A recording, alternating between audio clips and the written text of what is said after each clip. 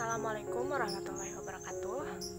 Kami dari kelompok 5 ingin mempresentasikan hasil kerja kelompok kami dengan anggota Fatimah Zahra, Rizky Sapitri, Marifah Nafsiah, dan Muhammad Amin dengan judul Evaluasi Pembelajaran Anak dengan Spektrum Autis.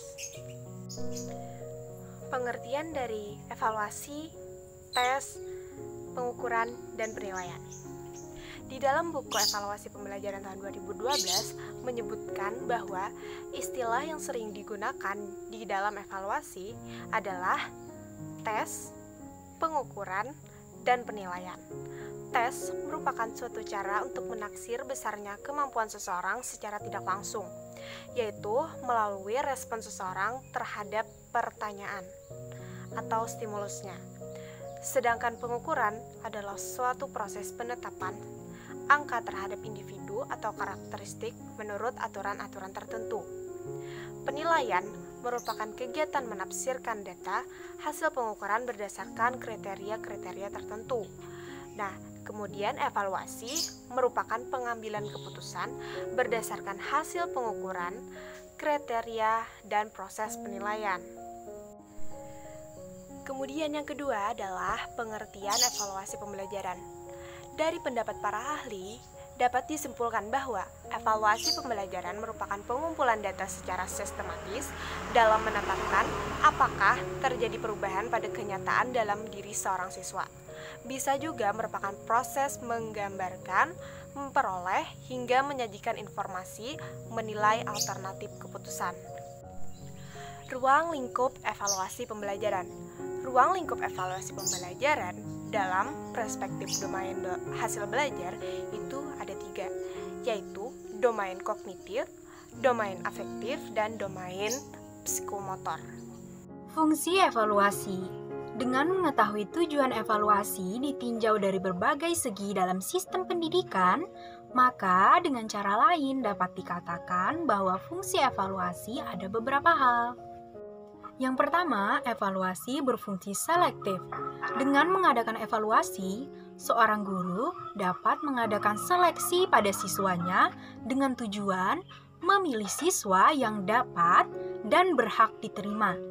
Yang kedua, evaluasi berfungsi diagnostik. Seorang guru akan dapat mengetahui kelemahan siswa dan sebab-sebab kelemahan siswa tersebut. Yang ketiga, evaluasi berfungsi sebagai penempatan. Untuk dapat menentukan dengan pasti di kelompok mana seorang siswa ditempatkan, maka digunakanlah suatu kegiatan evaluasi. Yang keempat, evaluasi berfungsi sebagai pengukur keberhasilan. Fungsi ini dimaksudkan untuk mengetahui sejumlah mana suatu program berhasil diterapkan. Keberhasilan suatu program biasanya ditentukan oleh beberapa faktor, seperti faktor guru, metode pengajaran, kurikulum, sarana, dan sistem kurikulum. Selanjutnya adalah prinsip-prinsip evaluasi. Yang pertama adalah prinsip keseluruhan. Dalam melaksanakan evaluasi ini tidak dapat dilaksanakan secara terpisah, tetapi mencakup berbagai aspek yang dapat menggambarkan perkembangan atau perubahan tingkah laku peserta didik. Yang kedua adalah prinsip kesinambungan. Istilah lain dari prinsip ini adalah kontinuitas.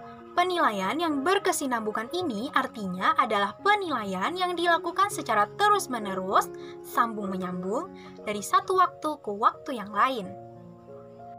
Yang ketiga adalah prinsip objektivitas. Prinsip ini mengandung makna bahwa evaluasi hasil belajar terlepas dari faktor-faktor yang sifatnya subjektif. Orang juga menyebut prinsip objektif ini dengan sebutan apa adanya. Materi evaluasi tersebut berasal dari materi atau bahan ajar yang akan diberikan sesuai atau sejalan dengan tujuan instruksional khusus pembelajaran. Prosedur evaluasi pembelajaran.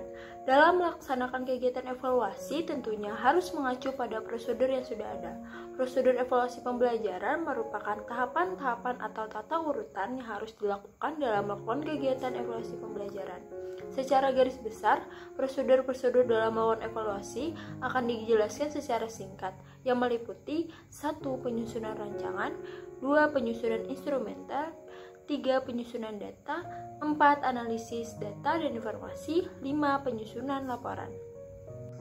Evaluasi dalam pendidikan dan pengajaran bagi anak dengan spektrum autis berbeda dengan anak normal, sebab secara mengevaluasikan anak penyandang autis berbeda, yaitu apabila anak itu dapat berhasil fokus terhadap apa yang diajarkan, mampu mengenal benda-benda yang ada di sekitar dengan baik, mampu berkomunikasi dengan orang lain.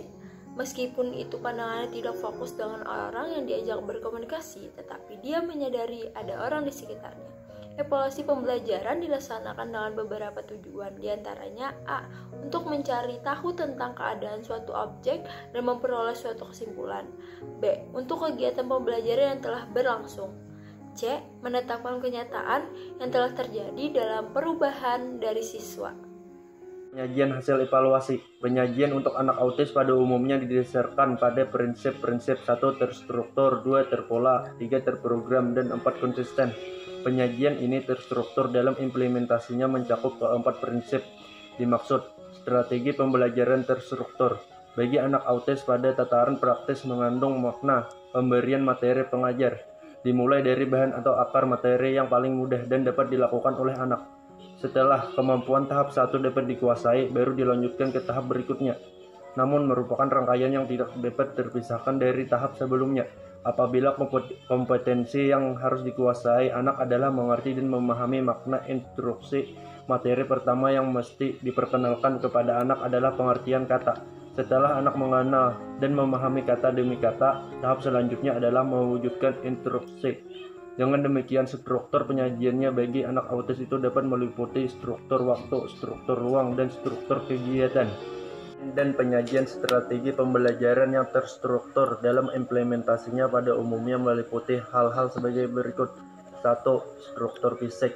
Desain fisik ruangan belajar harus dibuat secara jelas. Kejelasan desain fisik memudahkan anak memahami kegunaan setiap area.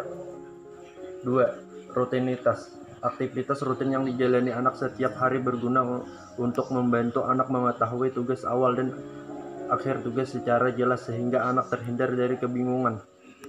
3. Jadwal harian. Jadwal harian berguna untuk membantu anak memahami secara visual kegiatan apa yang dilakukan. Bentuk jadwal harian sebaiknya disesuaikan dengan tingkat kemampuan anak. 4. Sistem kerja individual. Sistem kerja individual perlu dilakukan agar anak lebih mudah memahami instruksi dan dari gurunya. Demikian tadi telah kita saksikan presentasi dari kelompok 5. Semoga kita mendapatkan materi baru dan ilmu baru. Terima kasih atas perhatiannya. Kami ucapkan Assalamualaikum warahmatullahi wabarakatuh.